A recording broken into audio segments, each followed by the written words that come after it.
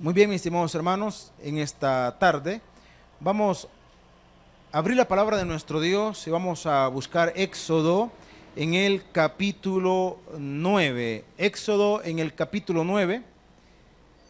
Vamos a darle lectura a esta porción de la palabra de nuestro Dios. Solamente vamos a leer 3 versículos nada más. 3 versículos. Y estamos en la plaga. A ver, ¿qué número de plaga es? ¿Cuál? 5, ¿verdad? 5. Capítulo 9 de Éxodo, versículo del 1 al 3. Cuando lo encontremos, puestos en pie, le damos lectura a la palabra de nuestro Dios. Capítulo 9, versículo del 1 al 3. ¿Lo tenemos? ¿Lo tenemos? Un día falta ya, hermanos. Un día nomás, un día. Ya va a ver que las cosas van a cambiar. Si es que no lo debe ya, ¿verdad? Capítulo 9, versículo del 1 al 3, dice la palabra de nuestro Dios. Lo leemos juntos y dice de la siguiente manera. Entonces Jehová dijo a Moisés: entra a la presencia de Faraón y dile: Jehová, el Dios de los hebreos, dice así: deja ir a mi pueblo para que me sirva, porque si no lo quieres dejar ir y lo detienes aún, he aquí la mano de Jehová estará sobre tus ganados que están en el campo, caballos, asnos, camellos, vacas y ovejas, con plaga gravísima. Hasta allí, y que el Señor añada bendición a su palabra. Podemos tomar otros asientos, mis estimados hermanos. Esta quinta plaga tiene peculiaridades similares a la anterior, en el aspecto de que Dios le dijo a Moisés que se presentara delante de Faraón y le advirtiera, le diera una advertencia al respecto si él no cedía la condición de que el pueblo saliera de Egipto. Otra condición que podemos encontrar en esta plaga es que todavía hasta acá hay una, en cierta medida, secuencia lógica, porque la gran cantidad de moscas o los diferentes tipos de moscas que invadió Egipto iban a traer una repercusión, y en este caso trajeron una repercusión directamente para con el ganado, y ahí comenzamos a ver una acción maravillosa de Dios, puesto que no solo los animales estuvieron expuestos a los insectos, sino que también las personas. Sin embargo, el efecto fue directamente para con los animales. Ahora, dice la Escritura, vamos entrando en detalle. Entonces Jehová dijo a Moisés: entra a la presencia de Faraón y dile: Jehová, el Dios de los hebreos, dice así: deja ir a mi pueblo para que me sirva. Ahora, interesante, aquí comenzamos a ver un detalle muy importante. Le dijo: dice Jehová, el Dios de los hebreos. Ahora, ya aquí sino que en la plaga anterior se marcó una diferencia en donde, recuerda usted que decíamos el viernes anterior que las moscas no significaban en sí, o no estaban asociados a una divinidad propiamente, sino que la divinidad, que era la diosa de la protección, tenía un collar de moscas, y ahí la confrontación religiosa. Ahora, el detalle es que con lo que se asociaba, que era con la protección, Dios les demostró que Dios sí protegía, pero a su pueblo, no a los egipcios. O sea que la diosa de ellos estaba bajo la sumisión del Dios Todopoderoso. Y en esta condición sucede algo similar. ¿Por qué algo similar? Porque Dios comienza a marcar una diferencia, o continúa marcando, una diferencia entre los egipcios y los hebreos. Comienza a marcar una diferencia. Diferencia que hasta el día de hoy, hermanos, nosotros podemos continuar enorgulleciéndonos de poder tener. Las personas dicen, mire, si todos somos hijos de Dios, y ahí hay que hacer una corrección. No, no todos somos hijos de Dios. Todos somos criaturas de Dios. Todos. Pero hijos de Dios solamente aquellos que le han confesado como su Señor y Salvador. Por lo tanto, no es una referencia inapropiada cuando usted quiere referirse al Dios y Padre Todopoderoso y usted dice, mi Dios, mi Dios. En nuestra cultura, en cierta medida, se ha fijado que cuando nos referimos a nuestros padres, aún entre nuestra misma familia, aún entre nuestros hermanos, nuestra referencia siempre es mi mamá, mi papá. Para aquellos que ya no vivimos con nuestros padres y de repente nos encontramos con alguno de los hermanos, ¿verdad?, que todavía vive con ellos, les dice, mira, ¿y cómo está mi papá? ¿Cómo está mi mamá? Y para algunos dicen, mire, pero esa referencia no es apropiada porque eso a mí como que se lo están quitando, no, y nadie se lo está quitando. Usted, lo correcto, supuestamente, lo correcto debería ser, ¿cómo está mamá? ¿Cómo está papá? Supuestamente. Pero fíjese que no es inapropiado del todo darle esa, poner esa condición de propiedad. Porque en alguna forma denota el grado, hermano, de afecto, el grado de unidad que en algún momento podemos tener. Usted perfectamente puede decir mi Dios, y el apóstol Pablo se refirió así a él, por cierto, dijo, mi Dios pues suplirá todas mis necesidades. Pero fue interesante porque dijo mi Dios. Entonces no es inapropiado que usted diga mi Dios. Ahora, ¿qué implicación tiene que usted diga mi Dios? Yo siempre he dicho, porque aunque se supone que adoramos al mismo todopoderoso, al mismo eterno, al yo soy, pero muchos, o con muchos mejor dicho, tenemos una concepción distinta de Dios. Algunos siguen concibiendo a un Dios enojón, siguen concibiendo a un Dios viejito y amargado. Para aquellos que siguen concibiendo la idea de ese Dios, pues entonces lamento decirle, mi Dios no es así.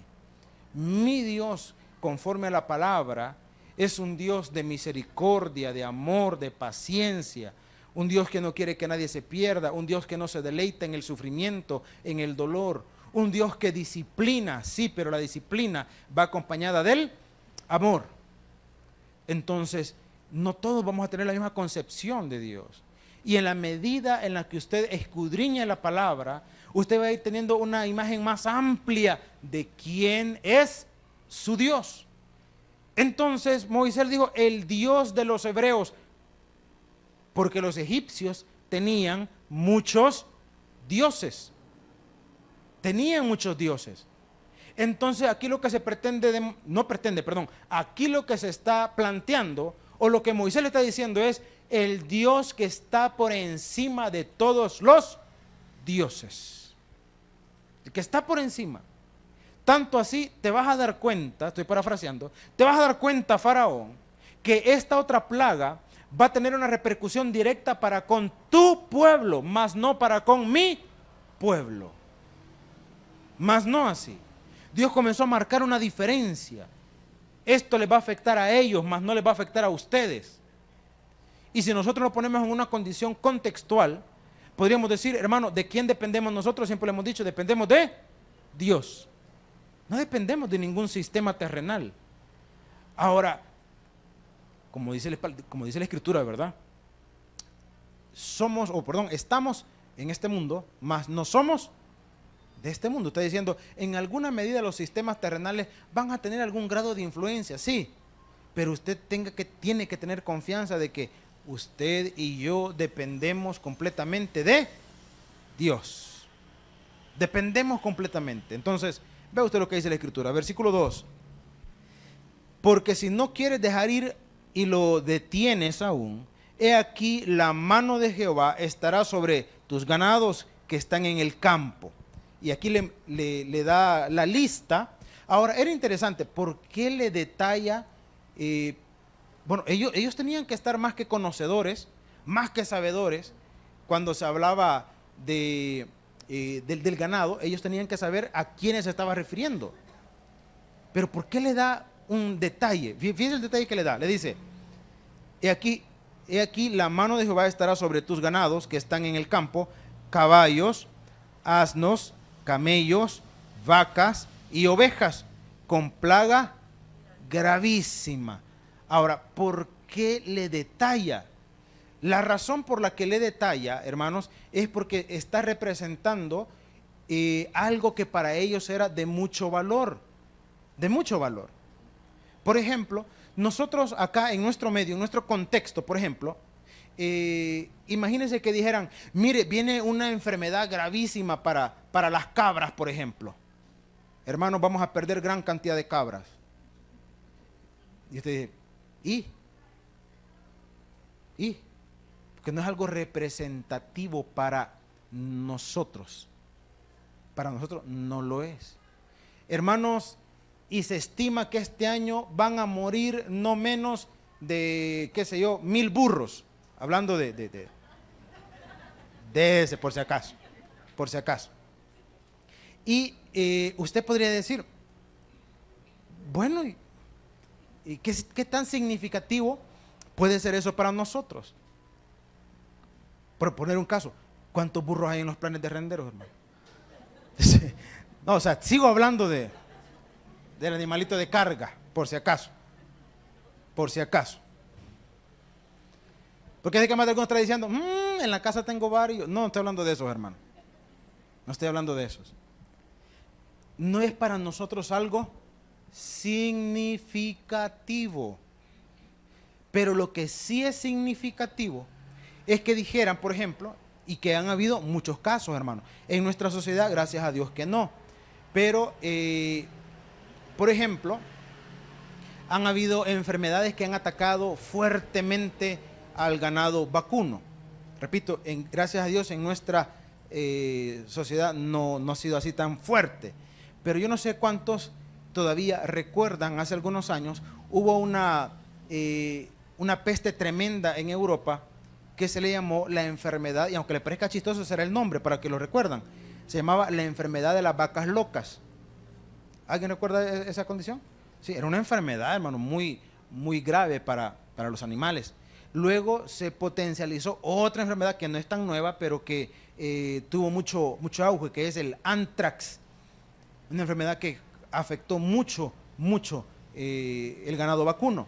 Entonces, imagínense que de repente esa condición aconteciera en nuestro medio, hermano, ahí sí sería muy, muy significativo.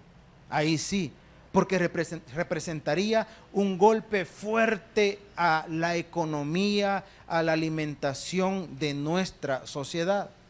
Ahora, para los egipcios, esta lista de animales representaba animales de suma importancia.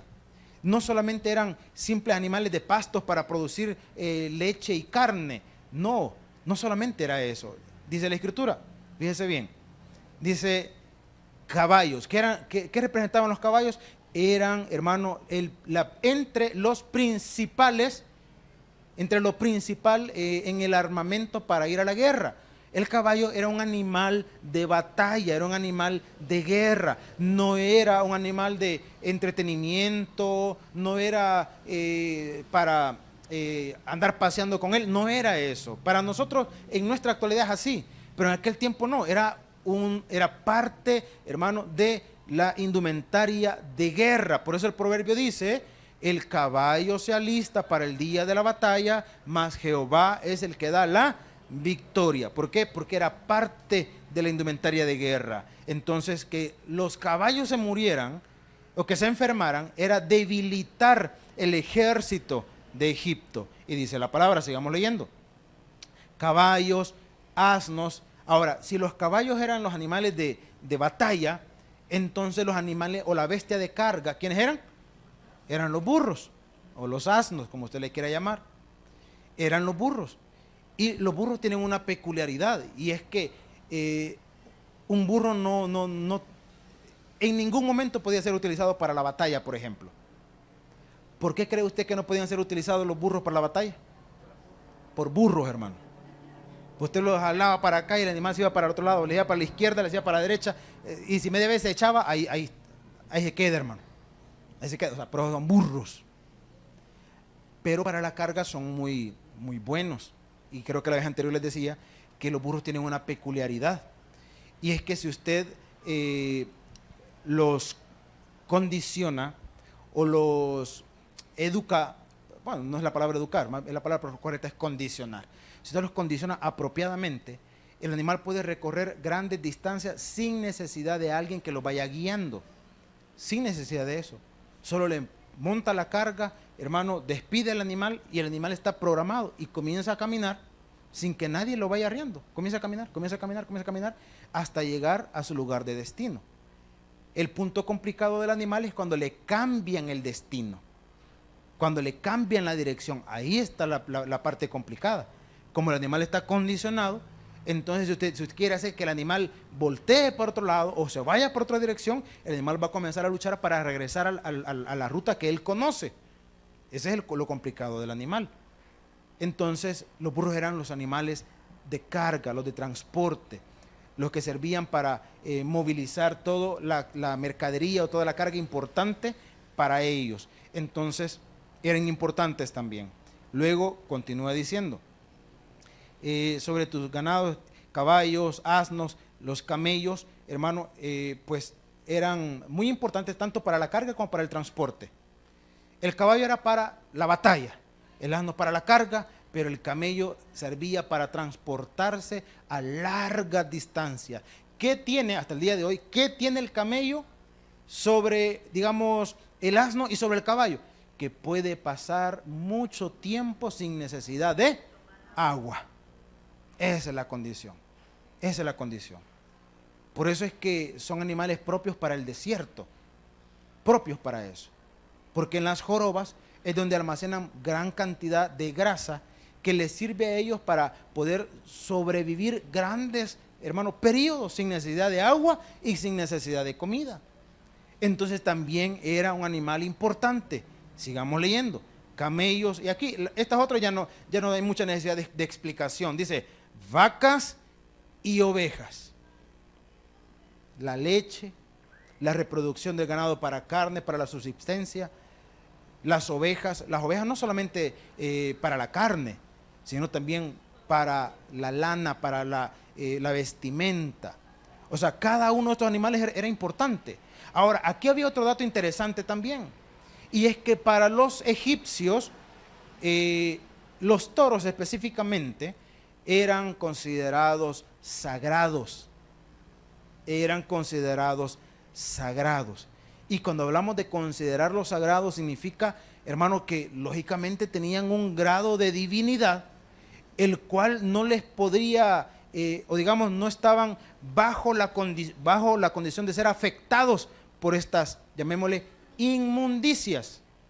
Ellos no pueden ser afectados, están en una condición divina, están en una condición por encima de lo demás. Sin embargo, Dios dijo, a todo esto le va a atacar una plaga gravísima, o sea, no cualquier cosa, no cualquier cosa. Y dice la Escritura, sigamos leyendo, versículo 4, y Jehová, y este es el punto que quería llegar, y Jehová hará, ¿qué dice? Separación entre los ganados de Israel y los de Egipto, de modo que nada muera de todo lo que los hijos, perdón, de todo lo de los hijos de Israel. ¿Cuántos iban a morir de las bestias de Israel? ¿Cuántos iban a morir? Nada. Nada. Ahora, hablemos de confianza, hermano. Hablemos de confianza. ¿En quién está puesta su confianza? Usted puede decir, en Dios, sí, pero siempre hemos dicho, ¿cuándo las cosas van bien? Pero cuando las cosas van mal. Cuando las cosas van mal, está usted en su trabajo y de repente comienzan a haber murmuraciones de que va a haber recorte de personal. ¿Usted será de los que se llenarán de temor o de los que dirán, si Dios quiere me van a quitar y si no quiere, aquí me van a dejar? Aquí me van a dejar. Usted de los que tiene un negocio y de repente alguien le llegó a poner un negocio cerca suyo y usted comienza a preocuparse porque los clientes le van a ir para el otro negocio, o comienza a decir, lo que Dios, la bendición que Dios tiene para mí, nadie me la quita.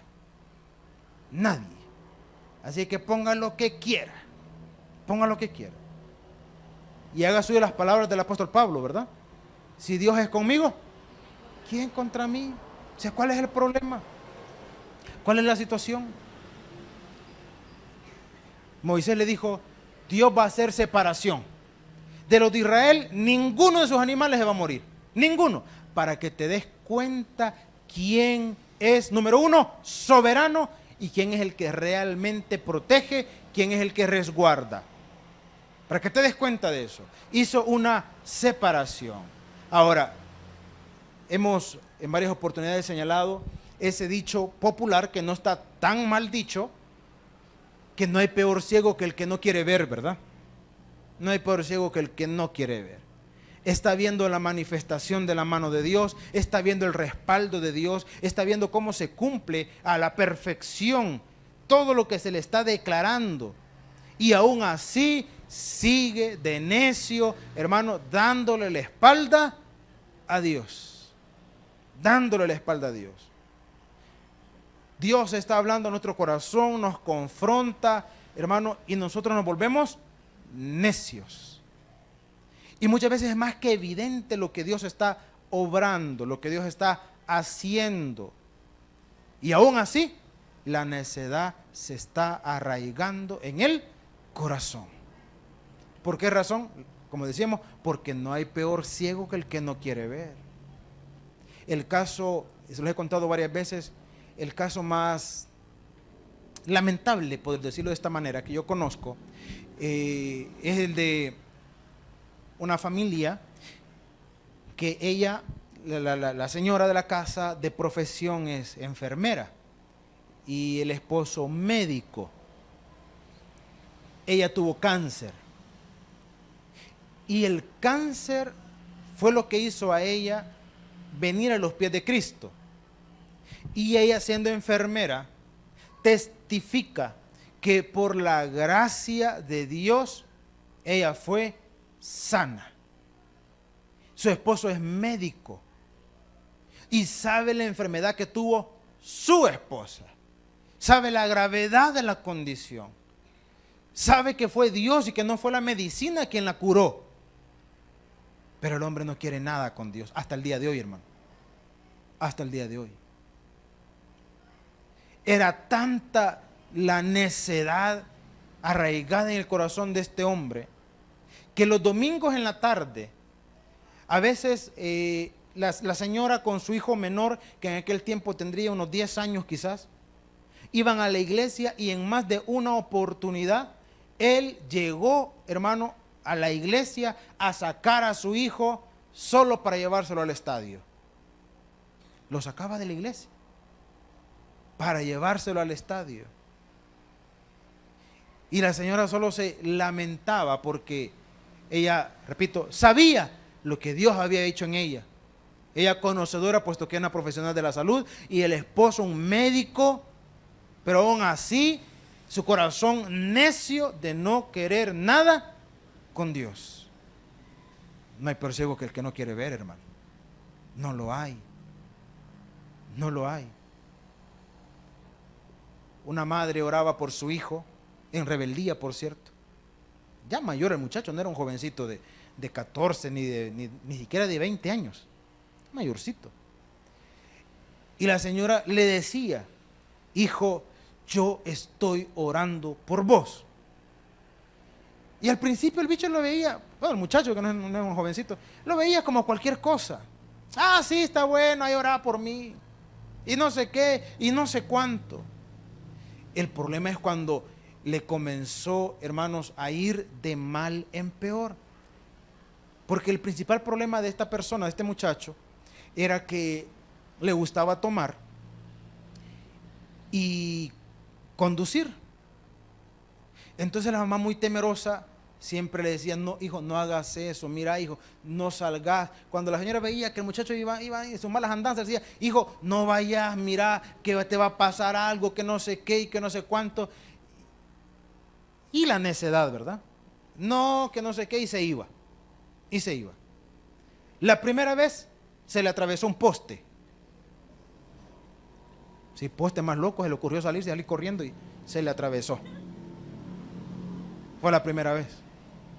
La segunda vez se le atravesó un caballo. Ahí sí, hermano, el caballo se atravesó. Y en una oportunidad, y la mamá siempre le decía, mira hijo, hasta hoy Dios te ha guardado porque yo estoy orando por vos, y estoy orando por vos, y estoy orando por vos. Ay, usted tanto que molesta. Ay, usted que no sé qué, que no sé cuánto. Y esta palabra que no sé si alguna vez la ha escuchado, se la han dicho, o espero yo que nunca la haya dicho usted. Pero la mamá le dijo en una oportunidad, hijo, no salgas, hijo, no vayas, hijo esto otro, mira, algo te puede pasar. Y entonces el muchacho le dijo, ya va usted salándome. Y se fue. Esa vez no fue el poste, ni un caballo, fue una vaca, hermano. Que es así, casi lo mata. Casi. Entonces, en la mentalidad del necio, me está salando. En la mentalidad de Dios, te estoy demostrando quién manda. Te estoy demostrando quién tiene potestad. Te estoy demostrando.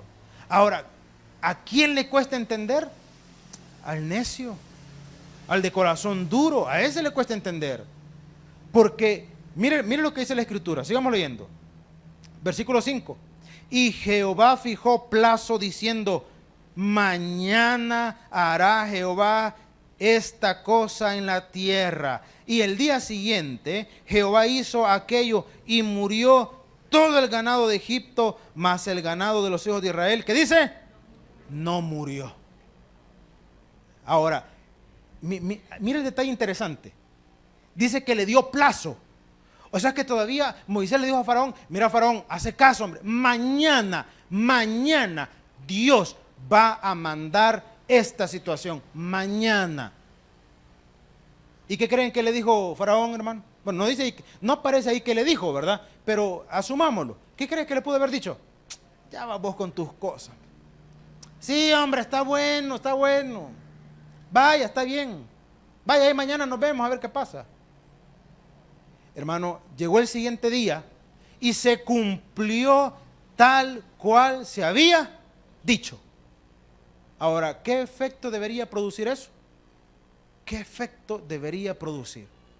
Un corazón humillado. Eso debería producir.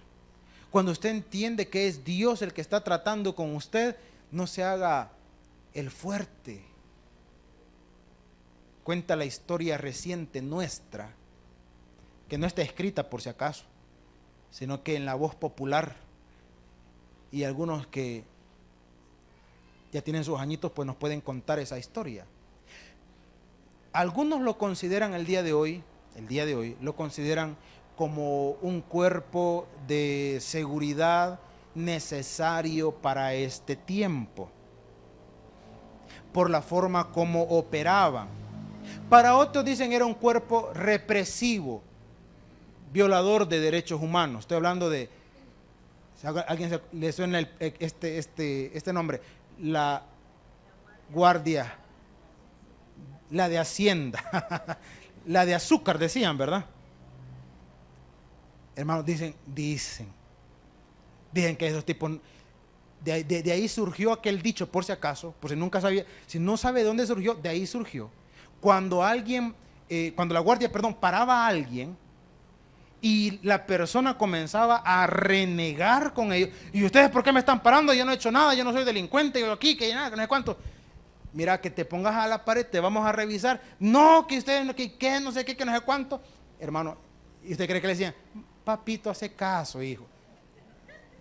Hermanos, comenzaban, hermano, en ese ratito, que aquel pobre desdichado terminaba mínimamente mayugado, mínimamente. Entonces, de ahí surgió aquella expresión muy nuestra de flojito y cooperando. Por si no sabía de dónde surgió, de ahí surgió. Mira, porque es cierto, los mayores sabrán, mira, cuando te agarre la guardia, no te hagas el duro, le decía. No te hagas el duro. Si te dicen que te pongas, dale, ponete. Te dicen que abras los pies, abrilos. Te dicen poner las manos, ponelas. Esa era la expresión, flojito y cooperando, ¿verdad? Si a alguno le da una connotación diferente, le recomiendo, ¿verdad? Busque ayuda profesional. Hermano,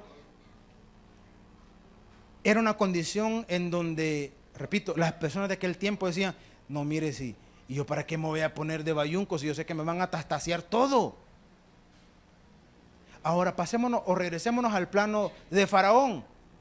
Hermano, le estaba cayendo y le estaba cayendo. ¿Cuál debería ser la reacción en él? Una reacción de sumisión, de comprender que hay alguien que tiene la autoridad, la potestad, de que hay alguien que manda. Sin embargo, cuando la necedad se arraiga en el corazón, vea usted lo que sucede. Vaya al versículo 7, dice la palabra.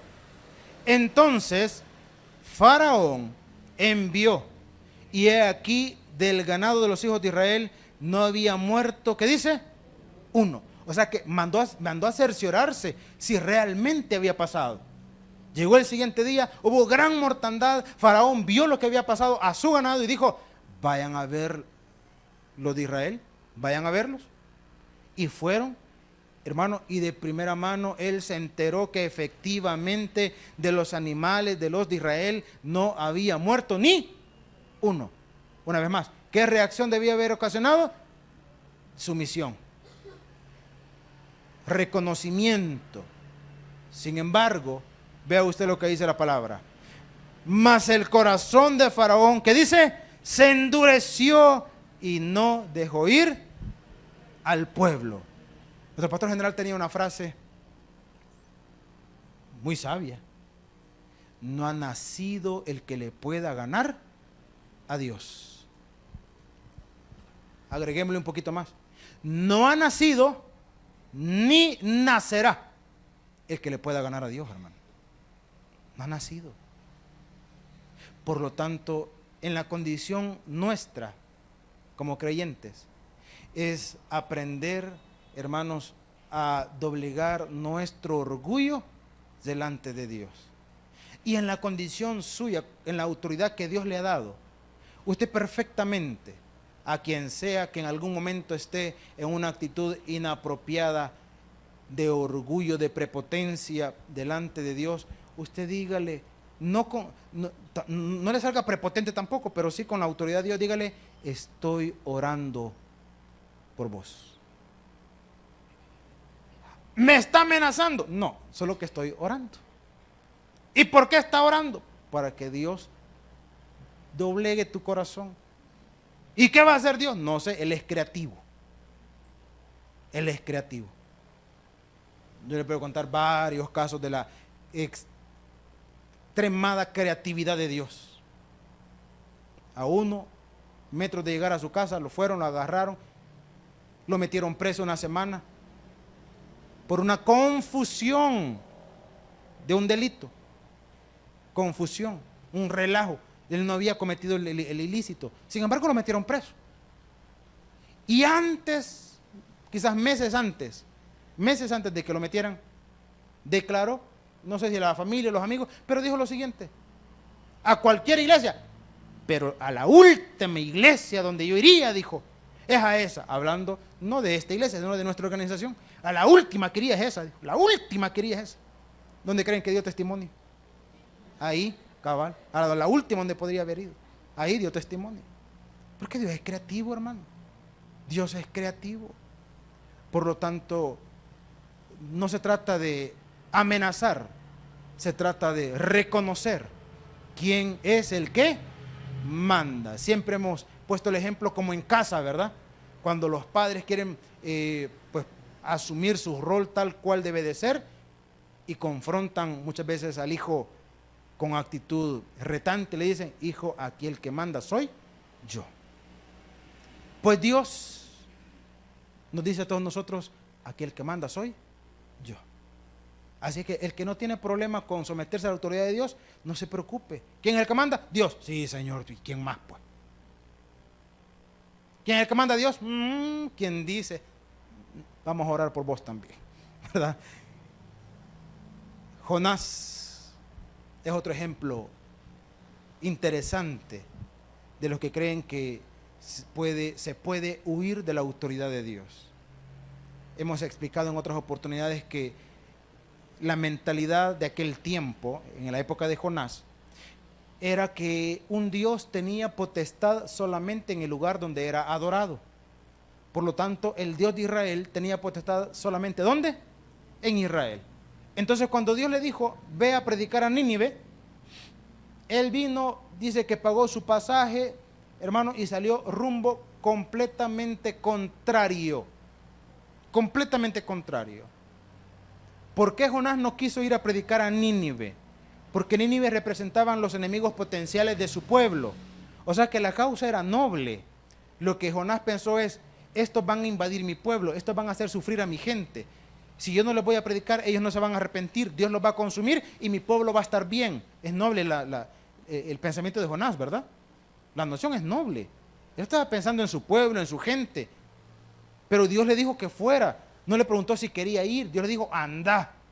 Él se fue rumbo contrario. Usted conoce la historia. Vino una gran tempestad. Todos, hermanos, estaban asustados. Jonás estaba durmiendo tranquilo. Y cuando la situación fue insostenible, dice que echaron suertes, condición que no es para nada bíblica, pero cuando Dios quiere manifestar su voluntad, lo hace como Él le da la gana, hermano. Como Él le da la gana. Echaron suertes, no sabemos qué tipo de suertes han de haber sido. No sabemos si fue con los dados, la botella quizás hicieron, no sé. Pero como delante de Dios no hay casualidades, echaron suerte y la suerte cayó sobre Jonás. Y le dijeron: decláranos quién eres, cuál es tu pueblo y quién es tu Dios, le dijeron. Y aquel al verse descubierto, pues no tuvo más que confesar: soy hebreo y temo a Jehová, el Dios de Israel. ¿Y qué haremos? Y el tipo campeón, ¿verdad? Yo siempre he dicho: Jonás fue el condenado a muerte más feliz de la historia, hermano. ¿Y qué hacemos? Tírenme al mar, dijo. Ustedes que me tiran, yo que me muero, y el problema se termina. Muerto el perro, se termina la rabia. No ha nacido el que le pueda ganar a Dios, hermano. No ha nacido. No ha nacido. Y tiraron al tipo, repito, yo quiero pensar que Jonás, cuando lo lanzaron, iba con una sonrisa en el rostro. No creo usted que iba angustiado, preocupado. No, dijo: le gané a Dios. Pero como Dios es omnisciente, eso significa que Dios tiene conocimiento anticipado de todas las cosas, entra en un problema, no un problema, en una controversia teológica. Es que Dios creó un pez uno específico para tratar con Jonás. ¿Era alguna especie extinta hasta el día de hoy? No piense usted que era una ballena, porque una ballena no puede tragar ni una sandía, mucho menos una persona. Es cierto, hermano. Dicen que usted le tira una manzana a una ballena y la ahoga. Su esófago es cosita, ¿verdad? O sea, puro montecito, y no sé cómo es que es tan gorda, solo monte come, ¿verdad? O los montecitos. Hermanos, y aquel que creía o que creyó que le podía ganar a Dios, vino Dios y un gran pez lo tragó. Y para abreviar la historia, y lo fue a tirar directamente al lugar donde Dios lo había mandado. Es que a Dios nadie le gana. Es mejor doblegar el corazón a tener un corazón y una actitud orgullosa delante de aquel que tiene toda la autoridad y toda la potestad. Por lo tanto, como dijo David, un corazón contrito y humillado no despreciarás tú, oh Señor. Den un aplauso, Señor, en esta noche. Vamos a orar. Gloria a nuestro Dios. Padre, buen Señor, esta noche te damos gracias por tu palabra. A través de ella nos edificamos, nos fortalecemos. Gracias, bendito Dios, en el nombre de Jesús. Amén. El predicador ha terminado su mensaje.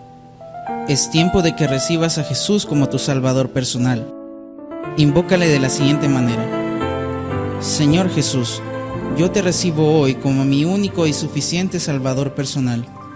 Creo que eres Dios, que moriste en la cruz por mis pecados y que resucitaste al tercer día. Me arrepiento, soy pecador. Perdóname, Señor. Gracias doy al Padre por enviar al Hijo a morir en mi lugar. Gracias, Jesús, por salvar mi alma hoy en Cristo Jesús, mi Salvador. Amén. Ahora te invitamos a que crezcas en el conocimiento de las Escrituras. Congrégate con nosotros. Estamos ubicados en kilómetro 6,5, carretera a Los Planes de Renderos.